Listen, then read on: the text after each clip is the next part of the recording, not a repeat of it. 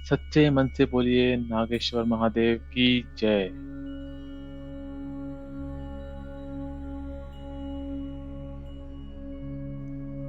जय नागेश्वर महादेव की। नागेश्वर ज्योतिर्लिंग भारत के 12 ज्योतिर्लिंगों में से 10वें स्थान पर आता है। गुजरात के वीरावल क्षेत्र में श्री सोमनाथ जी के दर्शन करने के बाद अब मैं जा रहा हूँ श्री नागेश्वर महादेव के दर्शन करने के लिए। आप देख सकते हैं इस मंदिर परिसर के आसपास सिर्फ खेत ही खेत हैं, तो आपको यहाँ पे कोई भी होटल नहीं मिलेगा। अगर आप ट्रेन से आ रहे हैं तो आपको द्वारका स्टेशन उतरना पड़ेगा।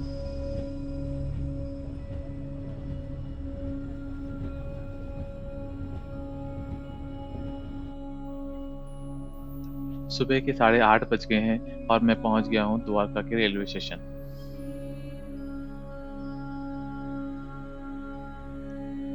तो ये है गुजरात के द्वारका का रेलवे स्टेशन। मैं द्वारका रेलवे स्टेशन से एक ऑटो पकड़ के पहले इस्कॉन गेट पे जा रहा हूँ। सामने आप देख सकते हैं इस्कॉन गेट।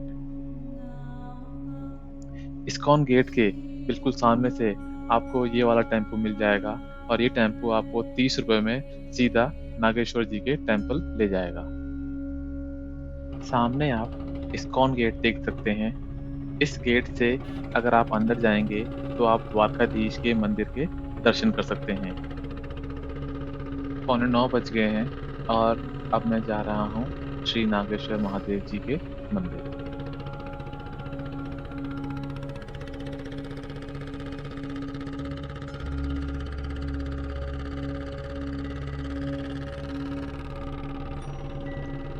ध्यान रखिएगा, नागेश्वर मंदिर के आसपास आपको कोई भी रहने के लिए होटल की व्यवस्था नहीं मिलेगी, तो आपको मंदिर के दर्शन करने के बाद वापस द्वारका आना पड़ेगा। भारत के द्वारिकापुरी में नागेश्वर ज्योतिर्लिंग के परिसर में भगवान शिव की एक बड़ी ही मनमोहक ध्यान मुद्रा में विशाल प्रतिमा बनाई गई है, जिसकी वजह से मंदिर काफी दूर से ही दिखाई देने लगता है। सुबह 5 बजे ये मंदिर आरती के साथ खुलता है और आप इस मंदिर के दर्शन सुबह 6 बजे से शाम के 9 बजे तक कर सकते हैं। सुबह के 9:10 हो गए हैं और मैं पहुंच गया हूं श्री नागेश्वर महादेव जी के मंदिर। आइए इस द्वार से अंदर चलते हैं और मंदिर के दर्शन करते हैं। जय श्री नागेश्वर महादेव की।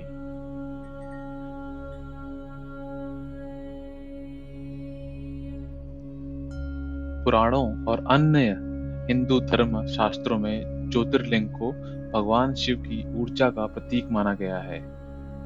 ज्योतिर्लिंग एक संस्कृत शब्द है जिसका अर्थ होता है रोशनी का प्रतीक।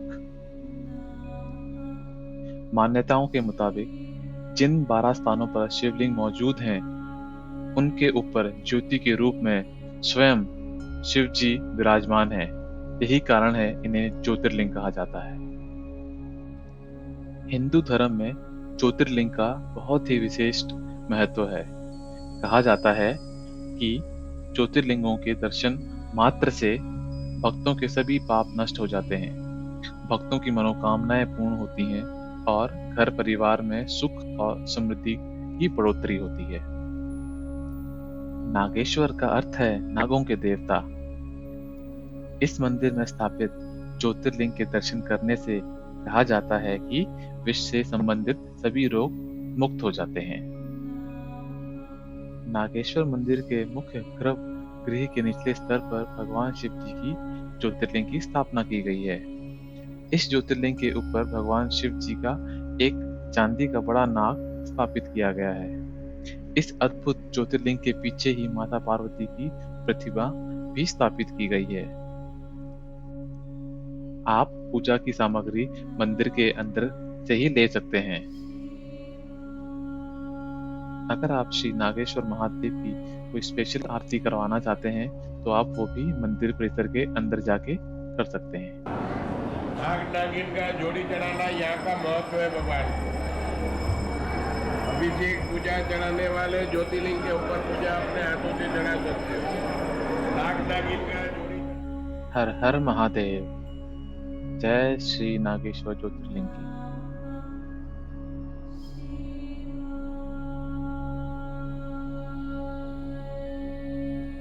जय नंदी महाराज की। कहते हैं नंदी महाराज के कानों में अपनी मनोकामनाएं बताने से वो सीधा शिव जी तक पहुंच जाती हैं।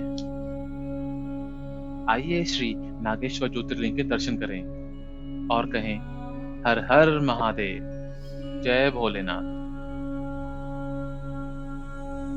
प्रभु सभी भक्तों की मनोकामना पूरी कीजिएगा। ये देखिए मंदिर का परिसर अंदर से ऐसा दिखाई देता है।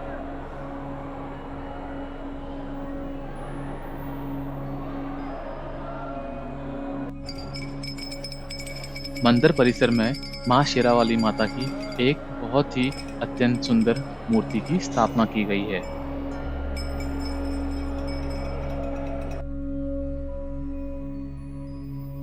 तो ये है मंदिर परिसर के बाहर जाने का रास्ता और वक्त हो गया है 10:50।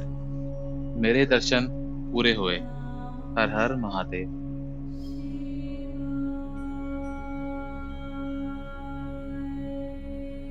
नागेश्वर ज्योतिर्लिंग के परिसर में भगवान शिव की एक बड़ी ही मनमोहक ध्यान मुद्रा में विशाल प्रतिमा बनाई गई है। भगवान शिव की यह मूर्ति 80 फीट ऊंची और इसकी चौड़ाई 25 फीट है।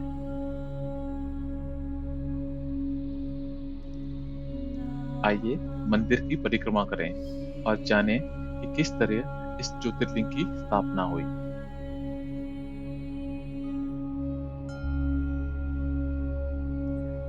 ये है नागेश्वर ज्योतिर्लिंग का मंदिर। एक बार जोर से बोलिए नागेश्वर महादेव की जय। धार्मिक पुराणों के अनुसार कहा जाता है कि सुप्रिय नाम का एक धार्मिक भगवान शिव जी का परम भक्त था। वह इतना बड़ा शिव भक्त था कि वह दिन भर भगवान शिव की आराधना और ध्यान में ही लीन रहता था।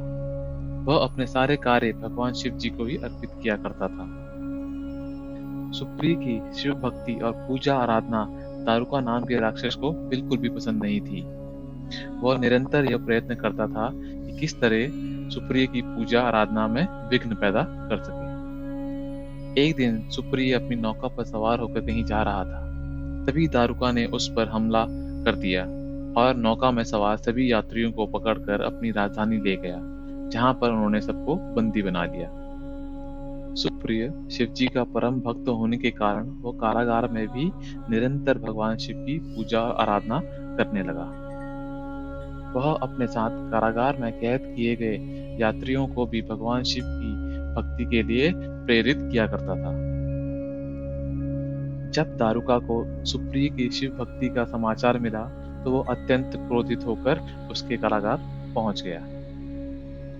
सुप्रिय की भगवान शिव की प्रति अत्यंत ध्यान पूर्वक मुद्रा में देख दारुका को बहुत गुस्सा आया और उसने अपने राक्षस से कहा कि इसका ध्यान को भंग करे। परंतु बहुत ही प्रयत्न करने के बाद भी राक्षस उनका ध्यान को भंग नहीं कर पाए। क्रोध में आकर सुप्रिय ने अपने राक्षसों से कहा कि वह सुप्रिय का वध कर दें। किंतु सुप्रिय इस आदेश से भी भयभीत नहीं हुआ और वह निरंतर शिव जी की आराधना करने लगा। सुप्रिय को अपनी भक्ति और शिव जी की महिमा पर पूर्ण विश्वास था।